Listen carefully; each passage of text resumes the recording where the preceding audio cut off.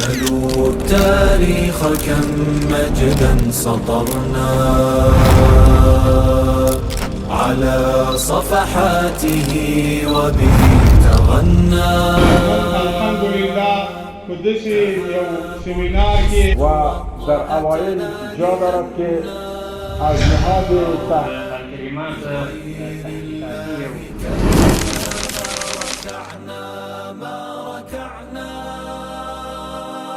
چهارم، در انتخابات عقل، علم، تجربه و تقوا و صالح بودن شخص ارتباط ندارد.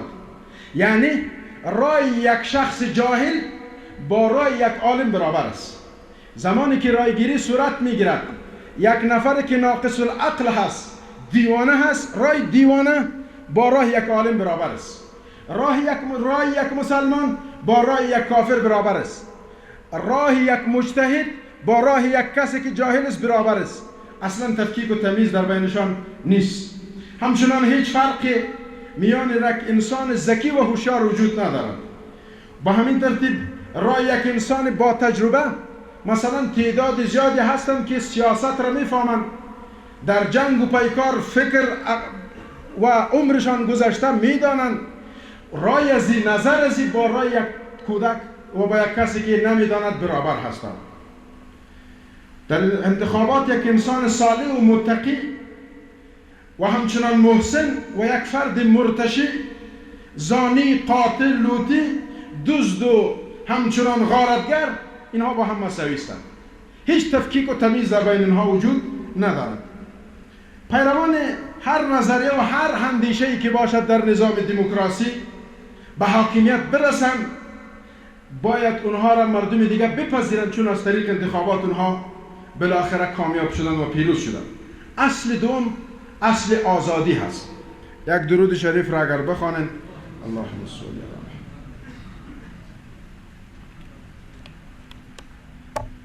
محمد. اصل دوم حقوق و آزادی دموکراسی است. در دموکراسی آزادی بدون مهار و لجام گسیخته وجود دارد. به اندازه ای آزادی در نصاب دموکراسی روز به روز مشرح می شد که کم کم انسانیت را به جای حیوانیت انتقال میکنه. و مثالهاش در غرب دیده میشه. یک، آزادی عقیده در دموکراسی. در دموکراسی یک انسان مکلفیت و مسئولیت ندارد به دین پابند باشد. این یک امر اختیاری هست. میتواند که مسلمان باشد، میتواند که کافر باشد. یک امر اختیاری هست. مجال عقیده برای اینها باز است و هیچ میشد که یک نفر بیخی ملحد باشد. در دموکراسی این برای مردم پابندی در این وجود ندارد که دین خود را ترک میکند، مرتد میشد، در نهایت کدام جرم و جزای برش نمیرسد. دو، در دموکراسی هیچ قانون و مراجع حق ندارد که در حقیقت فرد را در تبدیل دینش محاسبه بکنه. مثلا شما به نام عبدالرحمن یک نفر را در دیدن که قرآن فارسی چاپ کرده بود، یا به نام غوث زلمی کس را دیدن که عقاید اسلام را تحت تبلیغات خود قرار داد. اما لیکن در دموکراسی دیدیم که نه اعدام شد نه بندی شد، زندان ها از علما پر بود و بالاخره حکومت جمع کثیری که در رأس قرار داشتند اونها بر بنیاد عقیده دموکراسی زندگی میکردند. در دموکراسی آزادی اظهار نظر هم وجود دارد. آزادی رای در دموکراسی از این جمله است که هر نفر هر نظری که میتواند بدهد، شاید این نظرش خلاف نظریات اسلامی باشد، لیکن این آزاد هست در این نظر خود. شما دانستین و اظهر من الشمس برای شما بود که یک نفر اگر از عقاید اسلامی دفاع میکرد و به خاطر ارزش‌های اسلامی و مکاید دشمن معرفی میکرد، جایش بندیخانه بود. برعکس یک نفر اگر مردم را به عیاشی و فحاشی دعوت میکرد، در گردنهاش گل انداخته میشد. رقاصه ها در نظام دموکراسی تقدیر میشد. علما به شهادت میرسید. هنرمندهایی که شب و روز به خاطر بیدینی نسل جوان سیستماتیک کار میکردند بدون وقفه، به نام ستاره افغان و به نام فلان و فلان، روز به روز اونها تشویق میشد، مصارف گزاف بر اینها داده میشد. از طرف دیگه علما به خاطر فقط شنیدن قرآن کریم باید سالهای متمادی در پشت میله های زندان قرار می گرفت. اما برای خود و منافع خود اگر کسی صحبت میکرد در منافع دموکراسی او مجال داشت. آزادی رای در دموکراسی یکی از جوانب آزادی های است که وجود دارد. کاشکی آزادی در راه پخش و نشر اسلام ناب می بود. بله، آزادی برای احزاب بود که اونها را میگو فضیلت نماز را بگن، فضیلت وضو را بگن، طریقه تیمم را برای مردم تشریح بکنن، فضیلت نماز جمعه را بگن، لیکن از نظام اسلامی صحبت نکنن. احزاب را بالایشان امضا گرفته بود. احزاب مختلفی که به نام احزاب اسلامی در افغانستان فعالیت میکردند، اونها تحت حاکمیت دموکراسی قوانین دموکراسی را پذیرفته بودند. اونها نمیتونستند که اعلان جهاد بکنن. مثلا من نام نمیگیرم، تعدادی احزابی بودند که 5 شماره بود، جز 5 شماره چیز دیگه را در نظر نداشت و ایرا کسایی که به این 5 شماره اعتقاد نداشت هم از مذهب و از دین خود خارج میساخت. یک تعداد دیگه میگفت که نجات امت فقط در دعوت است، جنگ و قتال مشکل از این امت را حل نمیسازد. اگر در او دینی که جهاد نباشد، در او دینی که دعوت نباشد، در او دینی که قتال نباشد، و دین خود در او دین چی مانده دیگه؟ بس او را اسلام امریکایی باید گفت.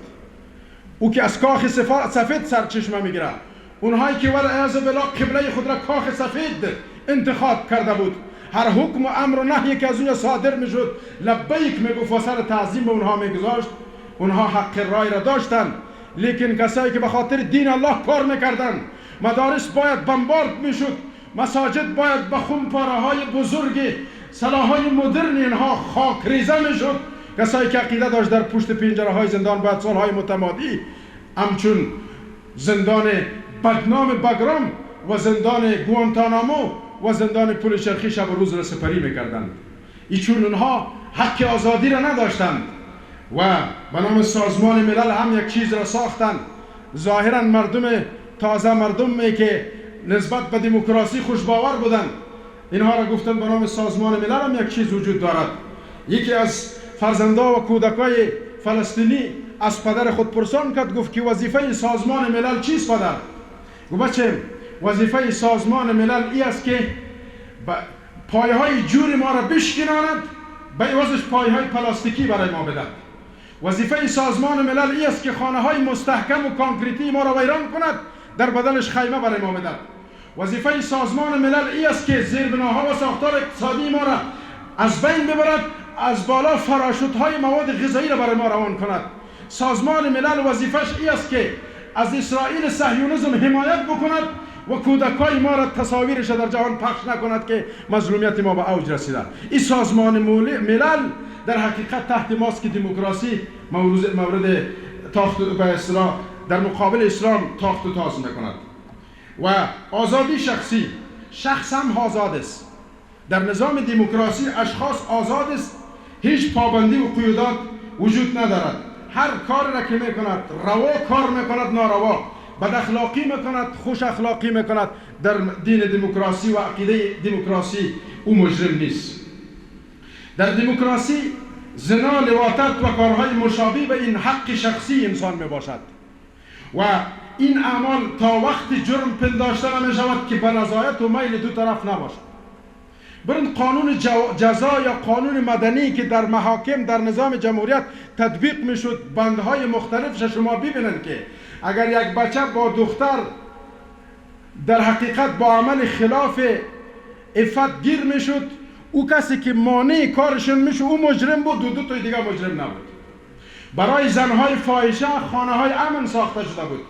برای دخترای فراری و پسرای قراری مسئولیت داشتن همگیشان، چون تا زمانی میگه جرم نبود که بالای ازی به ظلم و جبری کار نشده بود. پس در حقیقت دموکراسی رو شما ببینید در جنگل هم حیوانات هم شرم دارند. در نظام جمهوریت و دموکراسی حتی نظام جنگل هم حکم فرمانی است. یک کتاب را خواندم، پشت مجله نوشته بود دو زوج خوشبخت. همون سفر پیدا کردیم، دیدم که یک زن با یک سگ ازدواج کرده. موضوعات تا آخر خواندم، زن نوشته کرده بود که با 100 نفر مرابطه جنسی داشتم. و از یکیش هم وفا را ندیدم، حال مجبور شدم با یک سگ ازدواج کردم، با تمساح ازدواج کردن. آزادی شخصی دارن، مهم نیست که چی کار میکنن. با مرکب و با اسب و با مار با عقرب ازدواج کردن و این افتخار میدانن. کشور فرانسه تازه چند سال قبل این قانون را بالاخره صادر کرد که مرد با مرد ازدواج میتونه، زن با زن. این کدام اشکال ندارد. هم جنسگرایی را در قانون دموکراسی حق کردند. هم جنسگرایی که حتی در حیوانات شرم از حیوانات می کار را نمیکنه. در ممالک اسلامی متاسفانه هم این را جز لاینفک قوانین خود قرار دادند که اون ممالک هم شما میشناسند. و عملا به نام هم جنسگراها امروز در صفحات مجازی اونها مصروف جمعآوری بالاخره هم فکرهای خودستند و تعداد هم جنسگرایایی که در اینجا بودند اونها هم رخت سفر بستند در قالب جوامع مدنی و بالاخره فلان و فلان. وبه تغنى تهاب الأسد وطأتنا لأننا لغير